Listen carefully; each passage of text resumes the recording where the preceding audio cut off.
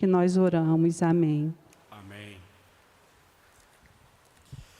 Hoje as crianças ficam conosco, não é? E nós agradecemos a presença dos nossos amigos visitantes. Hoje está conosco a dona Nádia, que é a mãe do querido Mike. Parabéns, dona Nádia, a senhora fez um bom trabalho com o seu menino, viu? Ele é precioso para nós aqui. Que alegria conhecê-la. Deus abençoe muito a senhora, viu? Muito bom. Futura avó, não é? Que alegria. Eu quero convidar você a abrir sua Bíblia comigo no Evangelho de João, capítulo 1, o verso 14. Apenas um versículo nessa noite. Não vou pregar, viu? Claro, fique tranquila, vou ser bem rápido, porque eu não quero ver nenhum adulto dormindo aqui no meu sermão hoje, porque ninguém merece sermão nessa noite, não é? Né, vó? Ana Maria, a senhora está firme aí, né? Maravilha! Evangelho de João, capítulo 1, os versos 14. Vamos ler junto esse versículo 14? Olha lá, todos. E o Verbo se fez carne e habitou entre nós, cheio de graça e de verdade. E vimos a sua glória, glória como do unigênito do Pai. A linguagem humana, ela tem uma certa dificuldade para definir, dar conceito para algumas ideias de modo pleno, total. Alguns verbetes são bem fáceis da gente definir, porque eles são até descritivos. Por exemplo, mão. Todos sabemos o que é uma mão. O que é um dedo, todos sabemos. O pé, um calçado, cadeira. Estas expressões, esses verbetes que são descritivos, eles se definem por si mesmos, porque não são fáceis de compreender a ideia do que se trata. Mas há alguns verbetes que trazem uma certa dificuldade, porque eles não são tão concretos assim. Por exemplo, vamos falar de um verbete amor. Qual é o conceito que você tem de amor? Como vamos definir essa palavra que é para nós um sentimento, mas é também uma ação? E ele move muitas outras correlações, porque ele não é material, ele é imaterial, ele é não apenas uma ideia, mas ele é um sentimento. Se você perguntar para um filósofo, ele vai debruçar em cima das suas ideias e dar uma definição, um conceito filosófico sobre a definição do amor. Mas se você perguntar para um poeta, ele vai fazer uma linda poesia com lindas palavras, definindo para ele o que é amor. Mas é sempre uma definição que não contempla, encerra toda a ideia do que é o amor. A mesma ideia é para a palavra espírito. O que é espírito? Para nós, nos escapa, foge a nossa compreensão, porque não é matéria. Ou seja, estas coisas que são invisíveis, que nós não apalpamos, que escapam muitas vezes alguns dos nossos sentidos, trazem uma certa dificuldade. E a grande dificuldade que nós temos para definir, na verdade, é Deus. Deus. A religião, ela é pródiga em dar definições, conceitos acerca de Deus.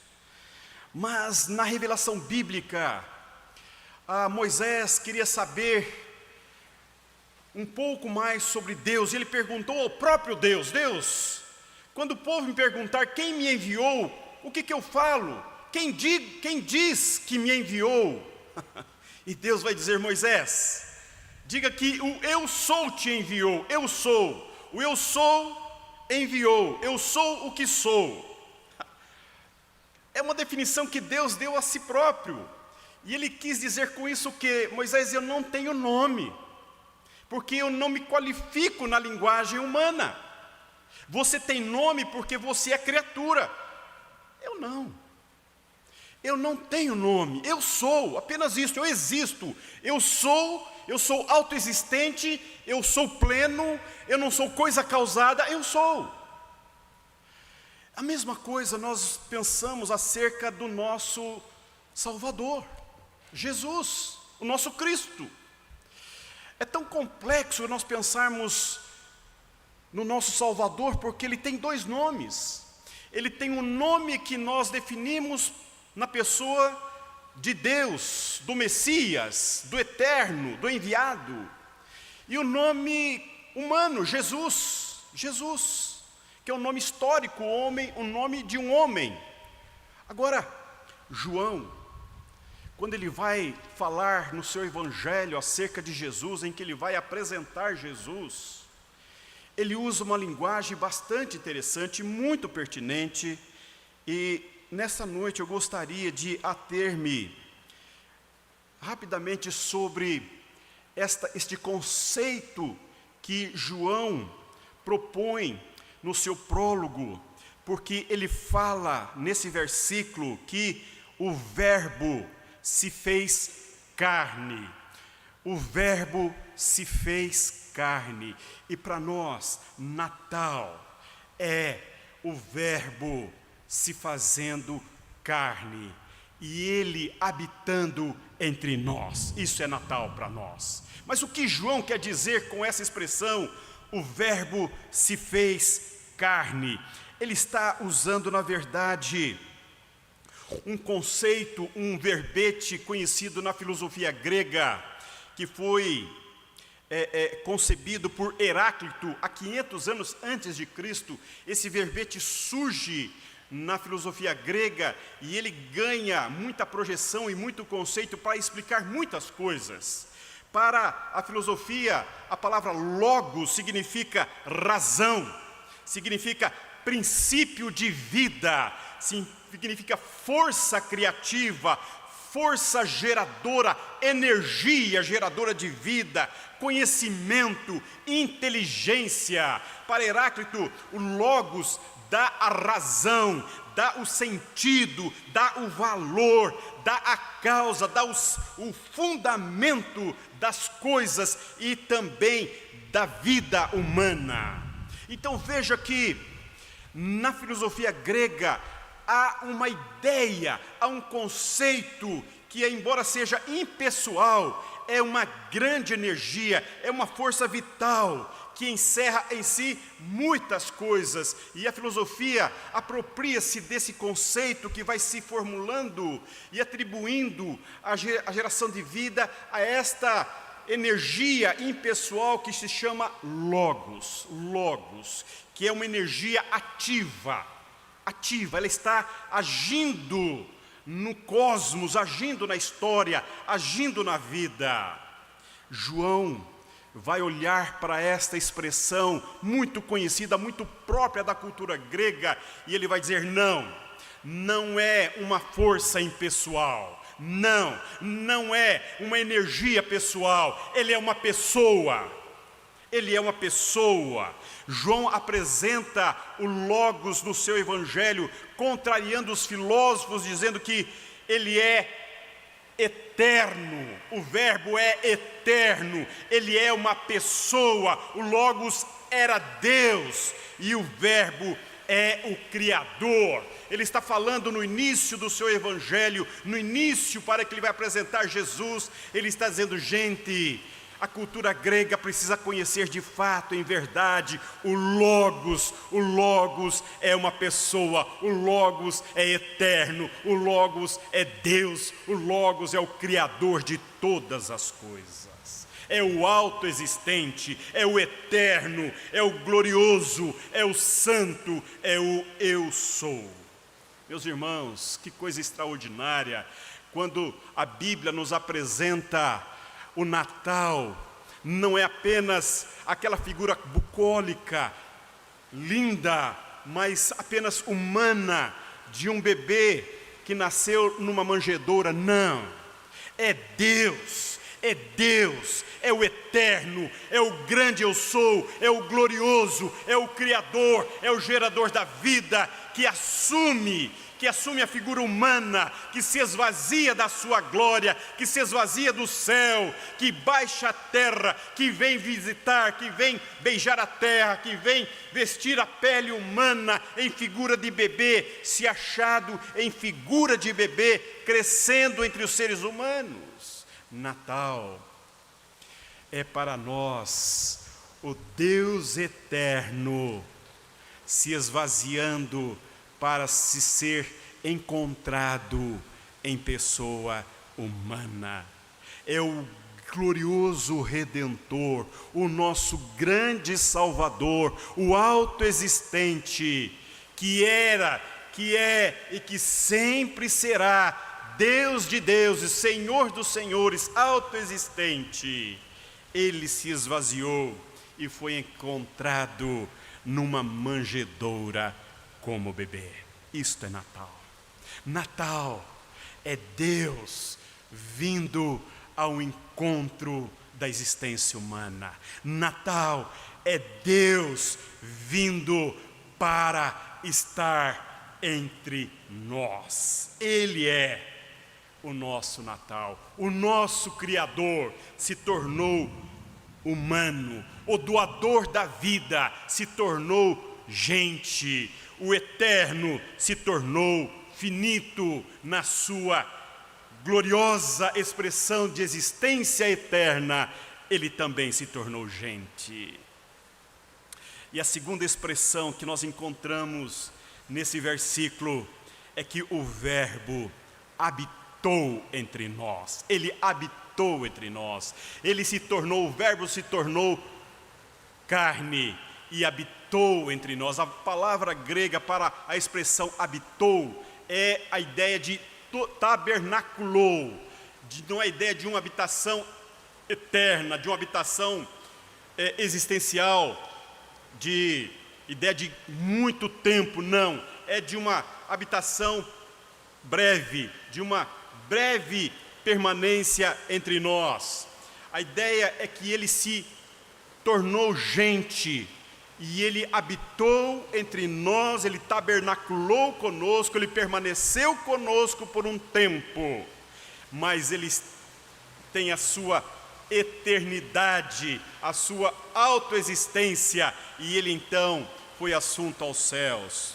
Esta mensagem do Natal, ela é extraordinariamente maravilhosa, porque ela marca, ela registra na história o Deus eterno que se torna humano, que se torna gente e que numa manjedoura nasceu entre nós e habitou entre nós. E a terceira expressão desse versículo diz que ele habitou entre nós cheio de graça e cheio de verdade.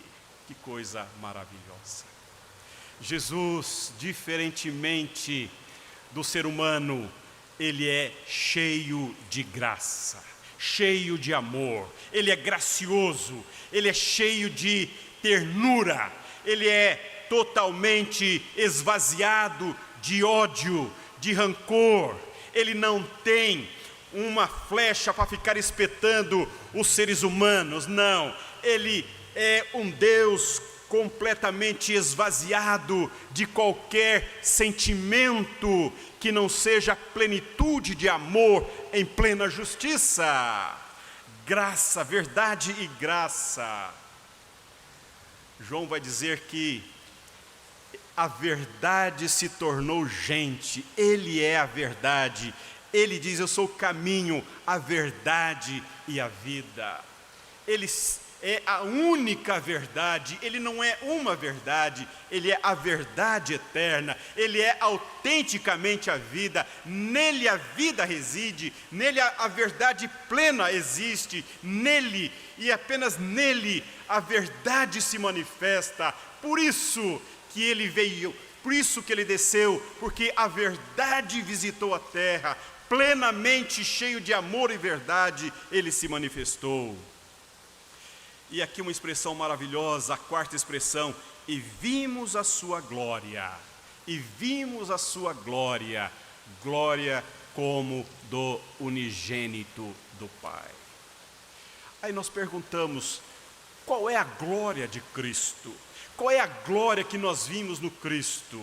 Porque, diferentemente da glória humana, diferentemente daquilo que nós compreendemos por ser digno de honra, digno de glória, de louvor, Nós olhamos, por exemplo, para as profecias de Isaías, a profecia, por exemplo, do capítulo 53, em que vai dizer que ele era uma pessoa que não era benquista, ele não era bem aceito, a sua figura era desfigurada, ele era sofredor, ele era angustiado, ele era uma pessoa sofrida, uma pessoa de dores, uma pessoa que carregou sobre si as nossas enfermidades.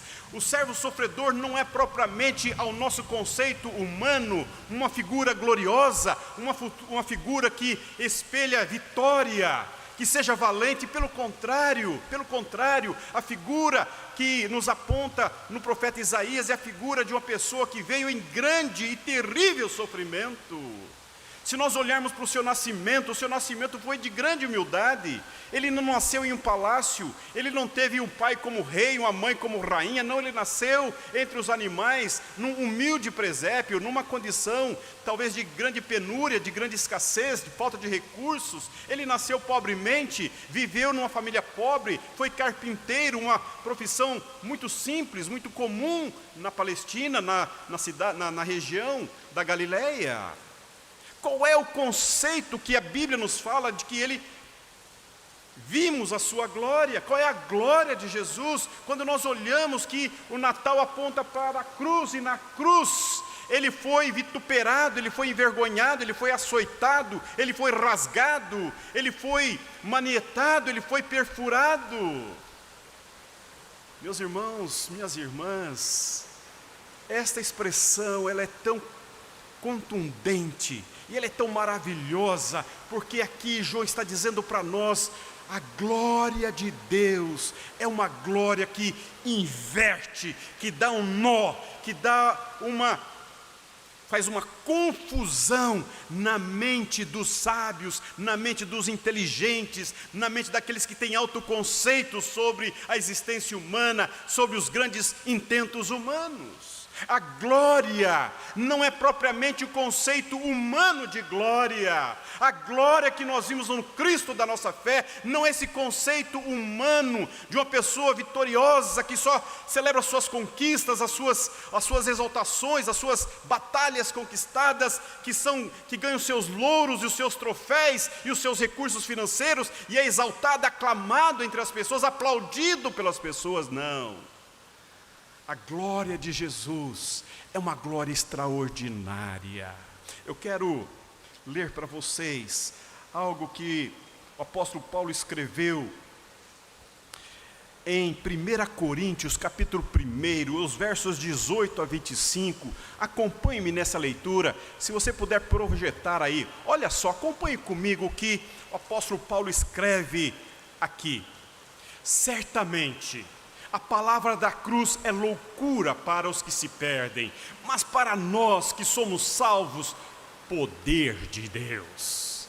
Pois está escrito: destruirei a sabedoria dos sábios e aniquilarei a inteligência dos instruídos. Olha o que Deus está falando. Deus está falando que está invertendo os conceitos humanos. Ele está destruindo os conceitos que nós temos acerca daquilo que é sabedoria, daquilo que é inteligência, daquilo que é conhecimento. Ele está dizendo: destruirei, e vamos continuar, porque está escrito: destruirei a sabedoria dos sábios e aniquilarei a inteligência dos instruídos. E é uma pergunta: onde está o sábio?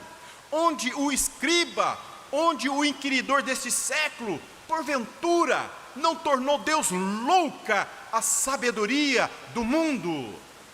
Visto como na sabedoria de Deus, o mundo não o conheceu por sua própria sabedoria, aprove a Deus salvar os que creem pela loucura da pregação. Meus irmãos, eu estou falando para você nesta noite, eu estou aqui me comunicando acerca do nosso Natal, e o que eu estou comunicando a você nesta noite, na véspera de Natal? Esta sabedoria maravilhosa, amorosa, poderosa de Deus, esta gloriosa expressão de Deus na terra que é Jesus.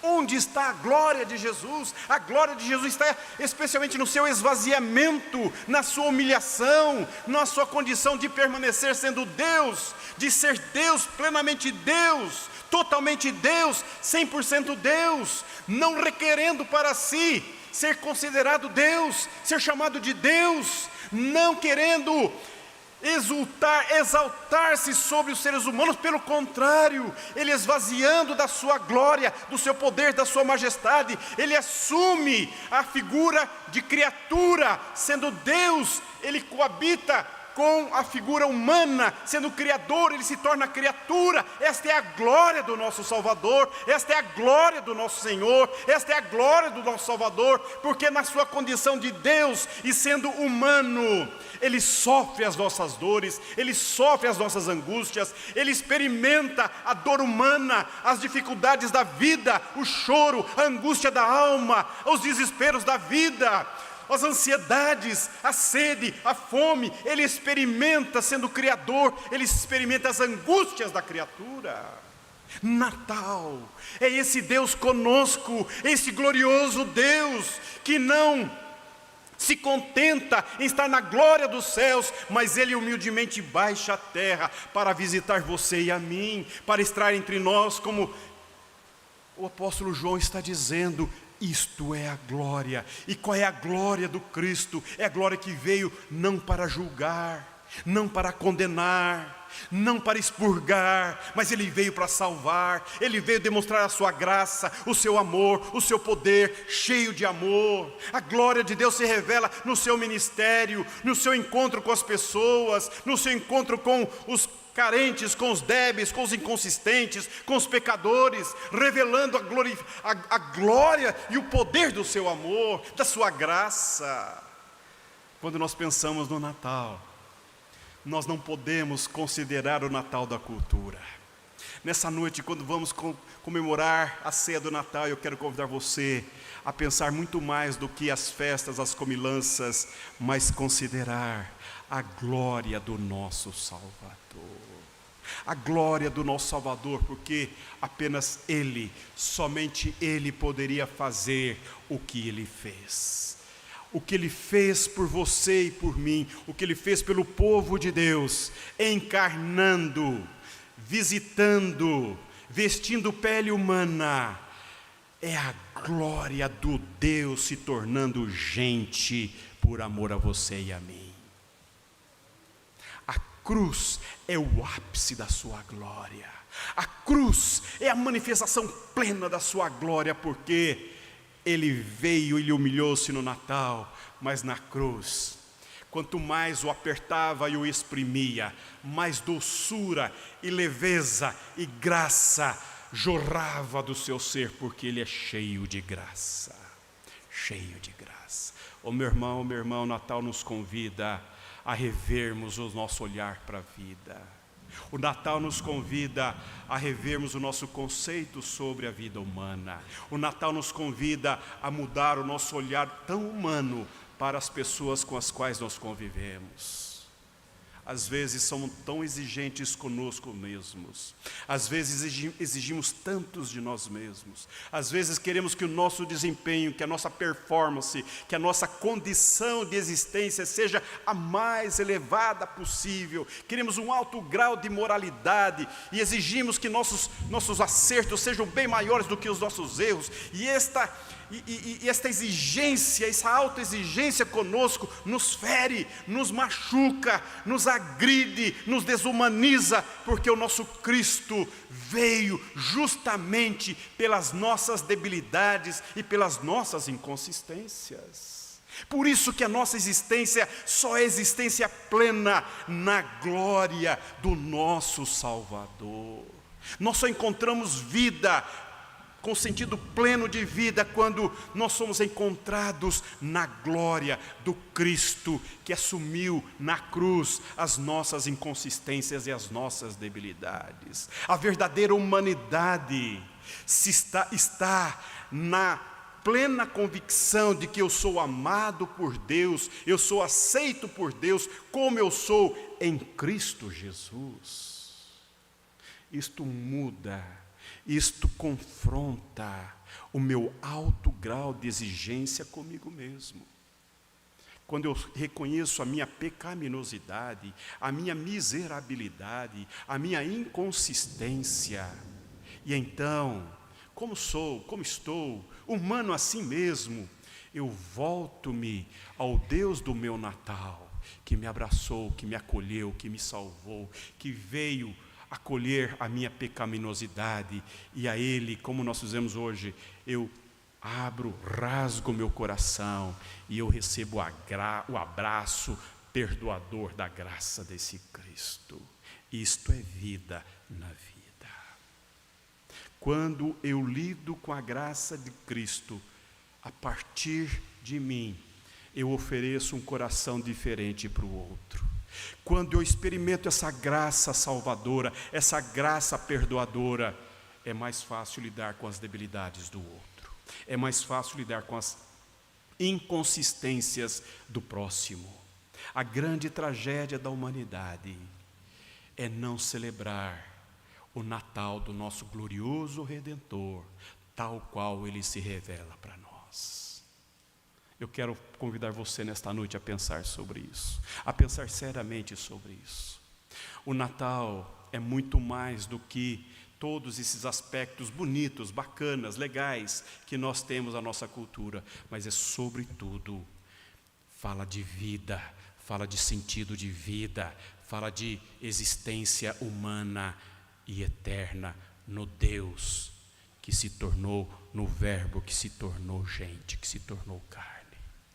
Esta expressão bíblica de que o eterno se tornou humano, de que Deus, continuando Deus, se tornou gente, é para dizer a você e a mim nessa noite: eu vim por você.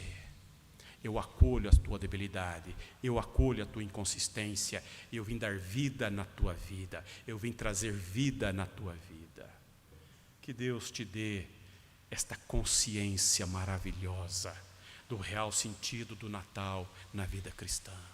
Que Deus te dê essa alegria, essa leveza na alma, não ficar imputando a você prejuízos maiores do que o pecado já produz. Que Deus te traga essa libertação na mente, na alma e no coração, de viver graciosamente, levemente, amorosamente no Cristo do nosso Natal, para que as pessoas com as quais você convive possam ter em você um coração tratado, uma alma purificada, um pensamento transformado pela graça de Cristo. Que Deus te abençoe, que Deus nos abençoe. Eu ainda quero, antes de nós cantarmos o último cântico, eu quero convidar você a fazer a sua oração em família. Nós estamos prestes a comemorar o Natal, é a nossa última oração aqui na igreja. Eu quero então convidar você a voltar com seus irmãos, com seu familiar aí na igreja, no banco, e vamos orar em família. Vamos orar pedindo a Deus que nos dê um Natal em família, que todos os dias sejam natais na nossa vida. Se você está sozinho, acolha aí uma família para você orar junto. Não seria bom ficar sozinho nessa hora, orando sozinho? Acolha alguém aí, chame alguém para orar com você, para que a pessoa não ore sozinha. Vamos orar em família por alguns instantes.